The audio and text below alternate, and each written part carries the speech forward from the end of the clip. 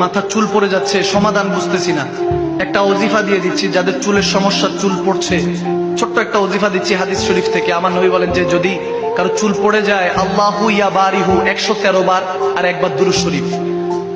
সুবহানাল্লাহ। অনেকের আছে না চুল পড়ে যায়, সরিষার তেল, কি তেল? সরিষার তেল। সরিষার তেলের মধ্যে 313 বার ইয়া আল্লাহু ইয়া বারিহু, ইয়া আল্লাহু ইয়া বারিহু, 313 বার পড়ে ফু দিবেন, তারপর একবার দুরূদ শরীফ পড়ে ফু দিবেন। এই তেল 41 দিন লাগান, ইনশাআল্লাহ আপনার চুল পড়া বন্ধ হয়ে যাবে। আর জোরে, কষ্ট হইলো বেশি? একটা আমল দিয়ে দিলাম, মাঝে মাঝে করার চেষ্টা করবেন। কিছু কিছু আমল আছে যেগুলো করলে, যেমন ঘর থেকে যখন বেরোবেন 10 বার ইস্তেগফার করবেন। কয়বার? আস্তাগফিরুল্লাহ। কয়বার? আওয়াজ দেন। কয়বার? 10 বার।